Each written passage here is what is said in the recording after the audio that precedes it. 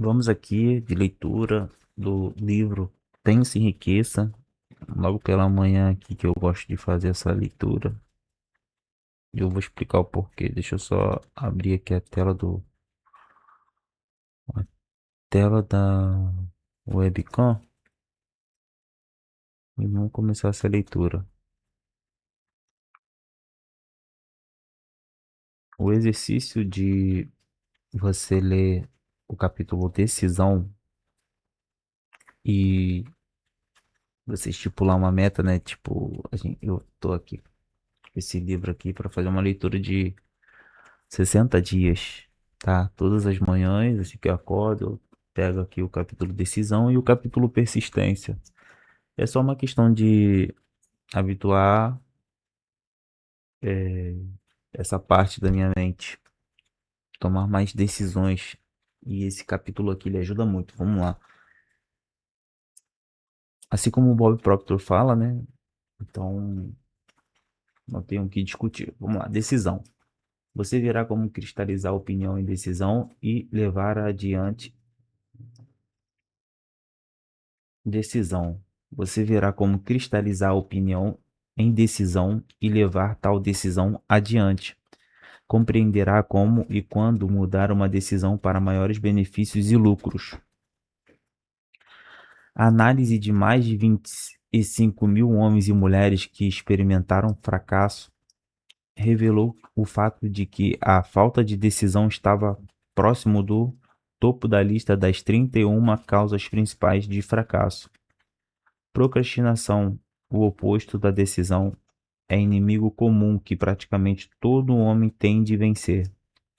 Você terá a oportunidade de testar sua capacidade de chegar a decisões rápidas e definidas.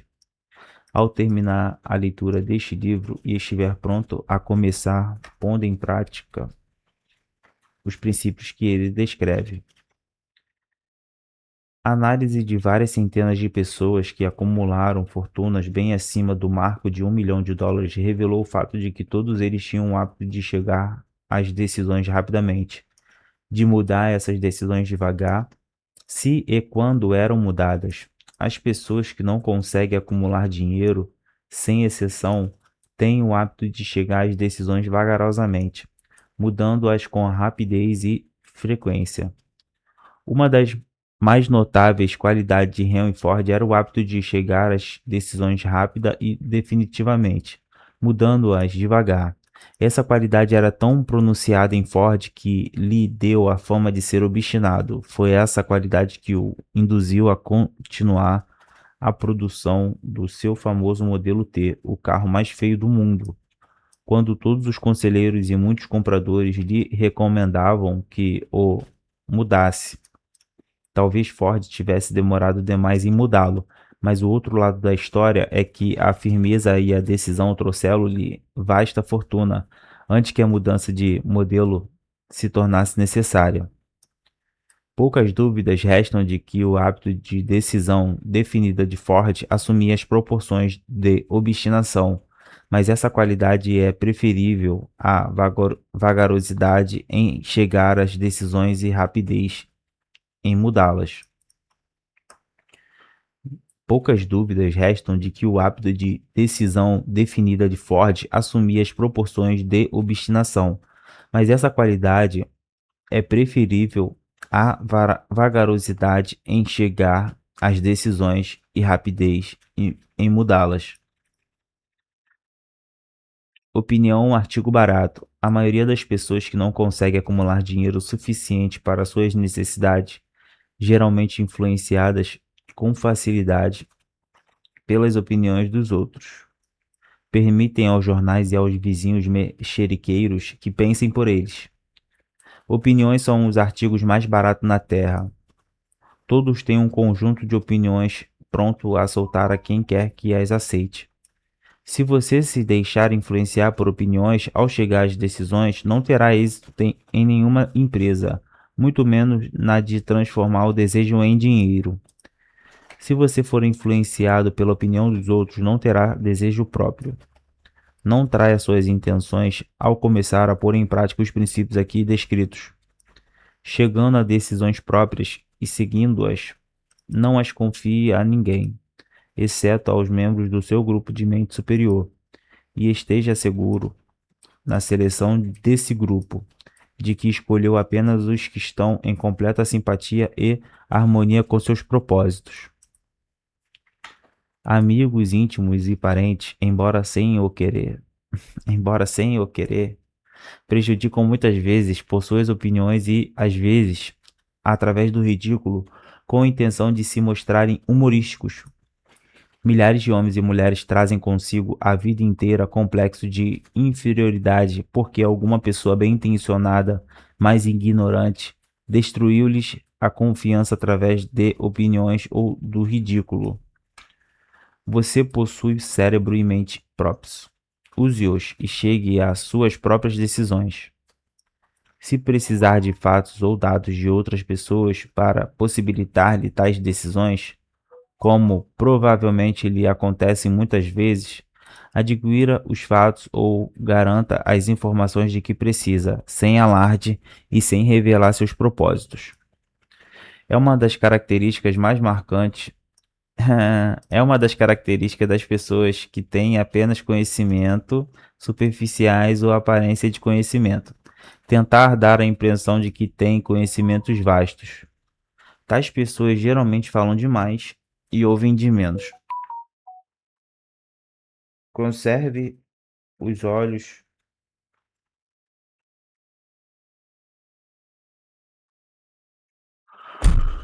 Conserve. Cadê? Você possui cérebro e mente próprios. Use-os e chegue às suas próprias decisões. Se precisar de fatos ou dados de outras pessoas para possibilitar-lhe tais decisões, como provavelmente lhe acontece muitas vezes, adquira os fatos ou garanta as informações de que precisa, sem alarde e sem revelar seus propósitos. É uma das características das pessoas que têm apenas conhecimentos superficiais ou aparência de conhecimento tentar dar a impressão de que têm conhecimentos vastos. Tais pessoas geralmente falam demais e ouvem de menos, e ouvem pouco. Conserve os olhos e ouvidos bem abertos e a boca fechada, se quiser adquirir o hábito da decisão imediata. Os que falam demais fazem pouco menos, mais do que isso. Os que falam demais fazem pouco, mais do que isso. Se você falar mais do que escuta, não se priva de muitas oportunidades de acumular conhecimentos úteis, como ainda revela seus planos e propósitos a pessoas que terão imenso prazer em derrotá-lo porque o invejam. Lembre-se também, cada vez que abrir a boca na presença de alguém que tem vastos conhecimentos, você exibe seu estoque de conhecimentos ou a falta deles. A sabedoria verdadeira se percebe geralmente pela modéstia e pelo silêncio. Não se esqueça do fato de que todas as pessoas com as quais você convive estão, como você, procurando a oportunidade de acumular dinheiro. Se você falar livremente demais sobre seus planos, pode ficar surpreso ao descobrir que alguém já passou à sua frente, usando os planos que você revelou tão tolamente. Que uma de suas primeiras decisões seja de conservar a boca fechada e olhos e ouvidos abertos. Como lembrete, para seguir esse conselho, será útil copiar o seguinte epígramo em letras grandes, colocando-o onde possa vê-lo diariamente. Diga ao mundo o que pretende fazer, mas mostre-o primeiro.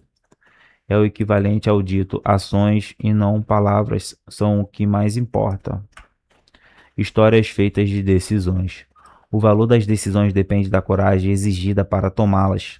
As grandes decisões que foram os fundamentos da civilização foram alcançadas à custa de grandes riscos, que muitas vezes significavam possibilidade de morte. A decisão de Lincoln de lançar sua famosa proclamação da emancipação, que deu a liberdade ao povo de cor dos Estados Unidos, foi tomada com plena compreensão de que o ato poria contra ele milhares de amigos e seguidores.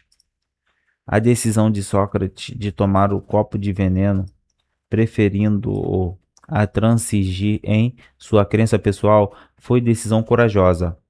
Fez o tempo avançar 1000 anos e deu aos que ainda não eram nascidos direito à liberdade de pensamento e de palavra. A decisão do general Robert Lee quando rompeu com a União e abraçou a causa do Sul, foi a decisão corajosa. Lee sabia, a decisão do general Robert Lee, quando morreu com a União e abraçou a causa do Sul, foi a decisão corajosa, pois sabia que Lee poderia custar a própria vida e que certamente custaria muitas vidas humanas. Um incidente em Boston. A maior de todas as decisões no que concerne a qualquer cidadão americano foi tomada em Filadélfia, no dia 4 de julho de 1776, quando 56 homens assinaram um documento que sabiam traria liberdade aos americanos ou então mandaria os 56 à forca. Você já ouviu falar desse famoso documento, mas pode não ter extraído dele a grande lição de realização pessoal que tão abertamente ensina. Todos nós nos lembramos da data dessa momentosa decisão, mas poucos compreendem a coragem que exigiu. Lembramo-nos de nossa história como nos foi ensinada, das datas e nomes dos homens que lutaram. De Valley Forge, Yorktown. Lembramo-nos de George Washington e Lord Connors, mas pouco sabemos das forças reais por trás desses nomes, datas e lugares. Sabemos menos ainda do poder intangível que nos assegurou a liberdade, muito antes dos exércitos de Washington alcançarem Yorktown. Chega a ser quase uma tragédia que os historiadores não se referissem em absoluto ao poder irresistível que deu origem e liberdade à nação destinada a erigir novos padrões de independência para todos os povos da Terra. Digo que é tragédia porque se trata do mesmo poder que deve ser usado por todo indivíduo que supera as dificuldades da vida e força a pagar o tributo exigido. Passemos em revista rapidamente os acontecimentos que deram origem a esse poder. A história começa com um incidente em Boston. A 5 de março de 1770, soldados britânicos patrulhavam as ruas, ameaçando abertamente os cidadãos com sua presença. Os colonos ressentiam-se com os homens armados marchando em meio a deles. Começaram a mostrar abertamente seu ressentimento, atirando pedras e epítetos aos soldados que marchavam, até que o comandante deu ordens de calar baionetas, avançar. A batalha terminou com a morte e ferimentos de muitos. O incidente causou tal ressentimento que a Assembleia Provincial, formada de eminentes colonos, marcou uma sessão com o propósito de tomar ação decisiva. 2 dos membros da Assembleia eram John Hancock e Samuel Adams. Falaram com coragem e declararam que era preciso dar um passo que expulsasse todos os soldados britânicos de Boston. Lembre-se disso. Uma decisão nas mentes de 2 homens pode ser chamada com propriedade de começo da liberdade que agora nós, nos Estados Unidos, gozamos. Lembre-se também que a decisão dos 2 homens exigiu fé e coragem porque era perigosa.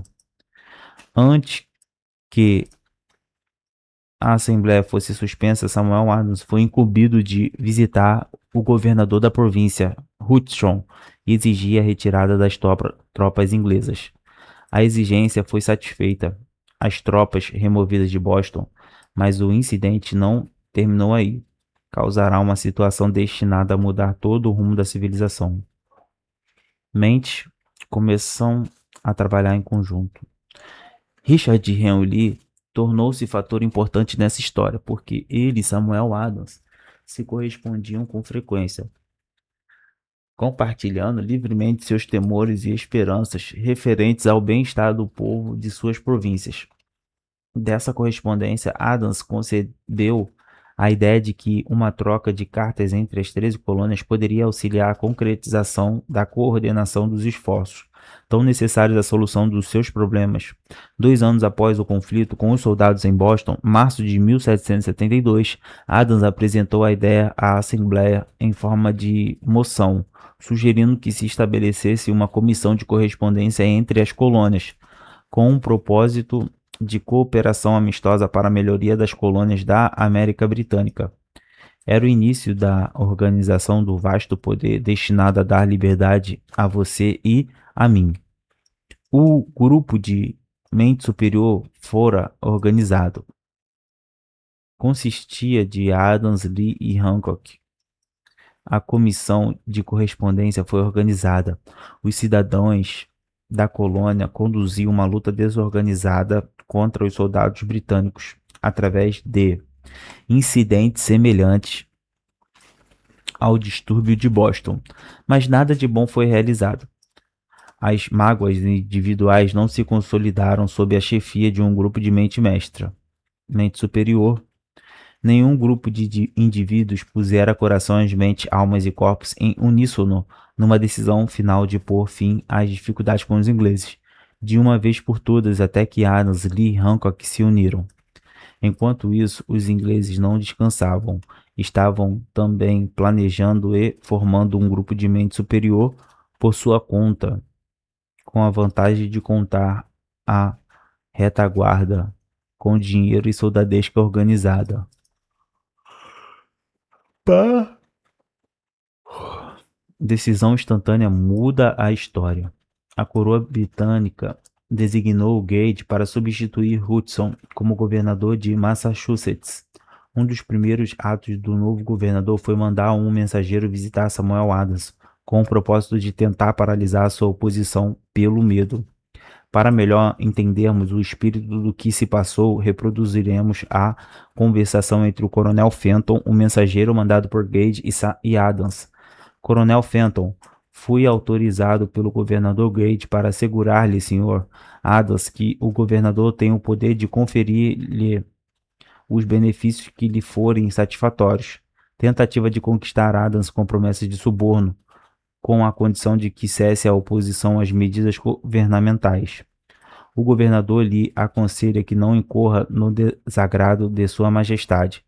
Sua conduta o torna sujeito às penalidades do ato de Henrique VI, pelo qual as pessoas podem ser enviadas à Inglaterra para julgamento por traição ou cumplicidade em traição, a critério do governador da província.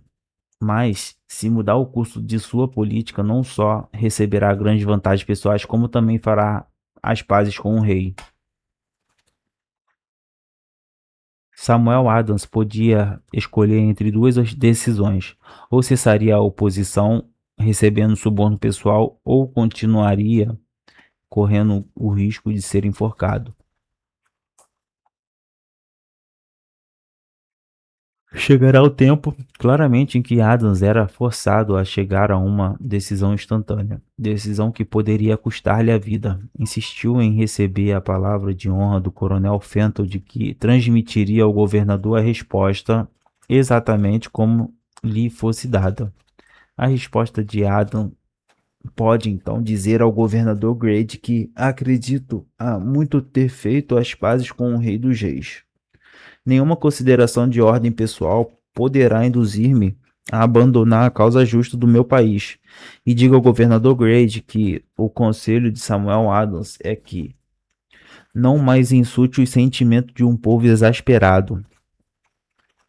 Quando Gage recebeu a resposta de Adams, ficou furioso e lançou a seguinte proclamação: faço constar aqui o nome de Sua Majestade, o oferecimento e a promessa de seu mais gracioso perdão a todas as pessoas que depuserem as armas e voltarem às tarefas de súditos pacíficos, excetuando apenas do perdão a Samuel Adams e a John Hancock, cujas ofensas são de natureza por demais criminosa, para admitir considerações outras que não as de punição condigna. Como se diria em gíria moderna, Adams e Hancock estavam fritos. A ameaça do governador irado forçou os dois homens a outra decisão, igualmente perigosa. Convocaram apressadamente uma reunião secreta de seus mais leais seguidores. Durante a reunião, Adams trancou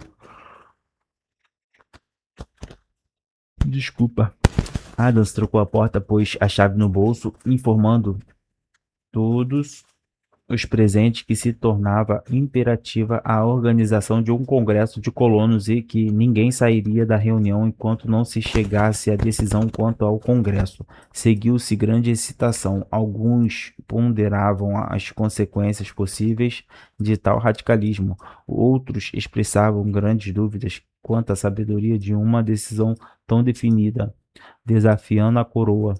Fechamos naquela sala Fechados naquela sala havia dois homens imunes ao medo, cegos à possibilidade de fracasso, Hancock e Adams.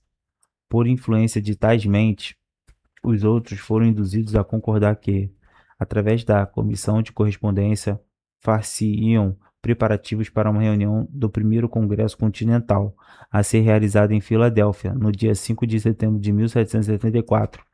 Lembre-se dessa data é mais importante que 4 de julho de 1776. Se não tivesse havido a decisão de realizar o Congresso Continental, não teria havido a assinatura da Declaração de Independência.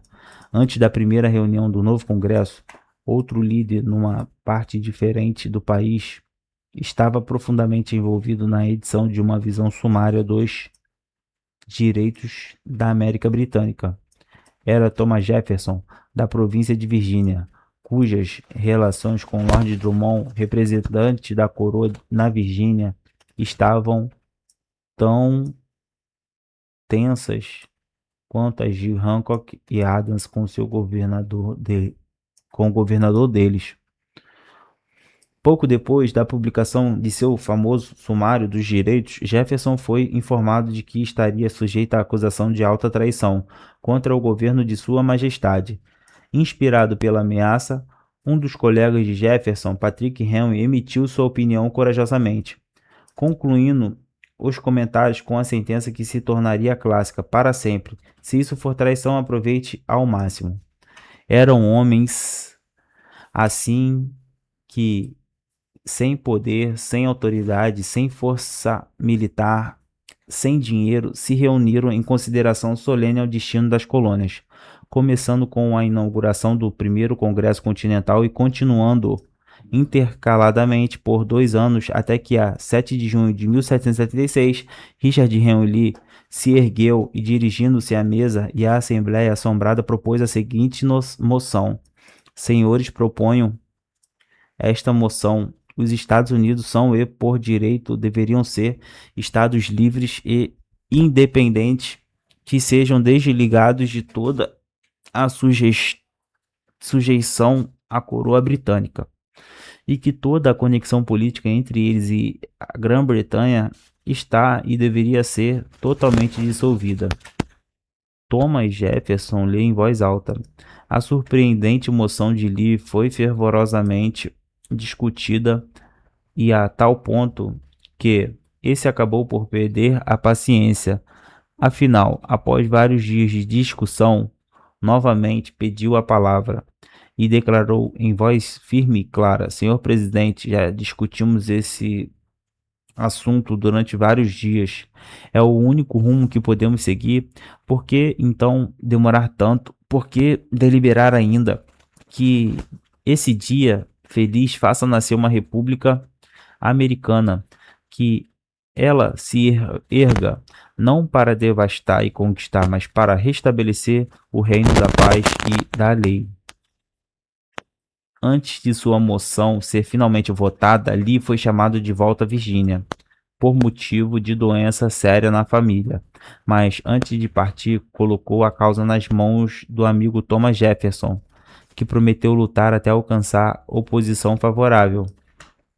Logo depois, o presidente do Congresso, Hancock, nomeou Jefferson presidente de uma comissão para redigir a Declaração da Independência. A comissão trabalhou longa e arduamente num documento que significaria, quando aceito pelo Congresso, que todo homem que o assinasse estaria assinando sua própria sentença de morte, caso as colônias perdessem a luta contra a Grã-Bretanha, o que pareceria certo de acontecer. O documento foi redigido e, a 28 de junho, o esboço original foi lido perante o Congresso. Durante vários dias foi discutido, alterado e melhorado. A 4 de julho, É, é 2 horas da tarde. Não, o meu não.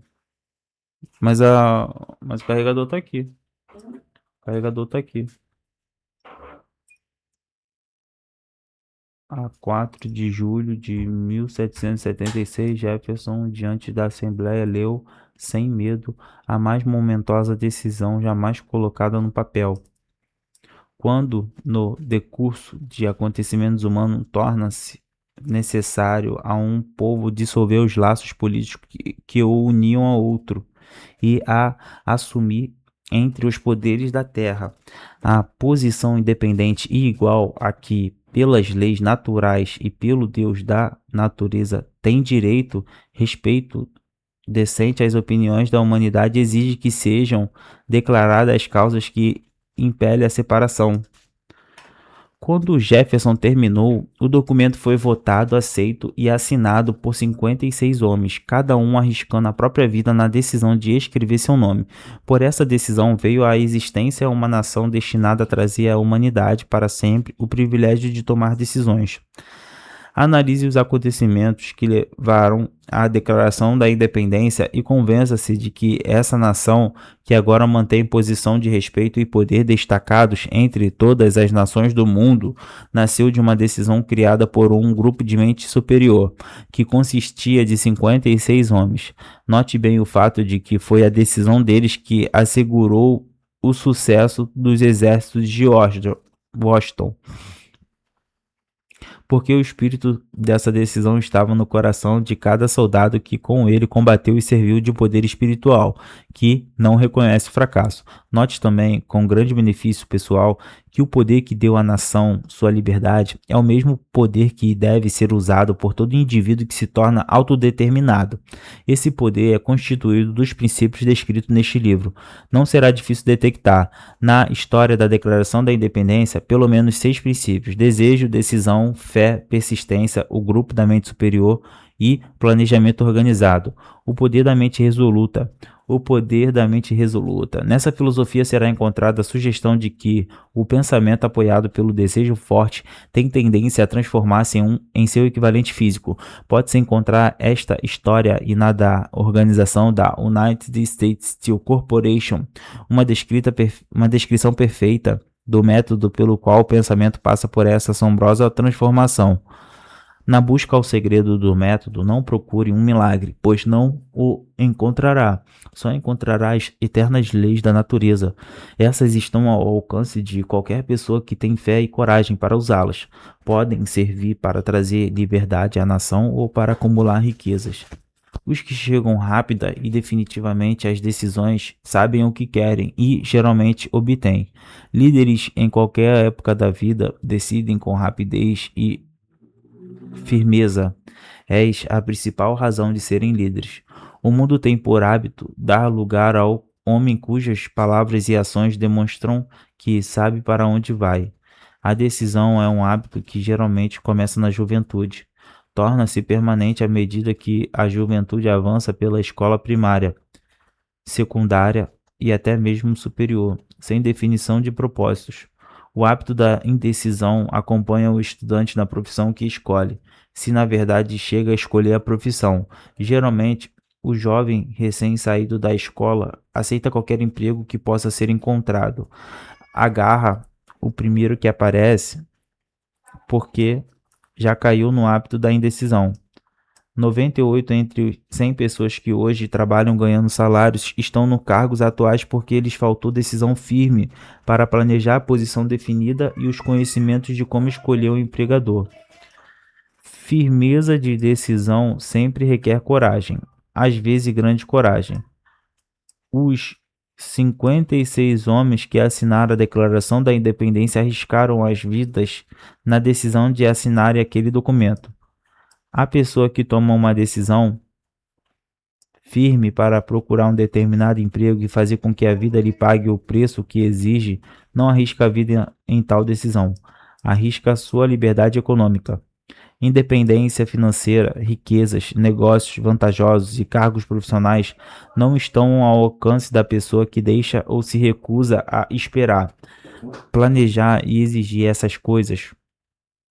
A pessoa que deseja riquezas com o mesmo espírito com que Samuel Adams desejou a liberdade para as colônias, acumulará fortuna com certeza.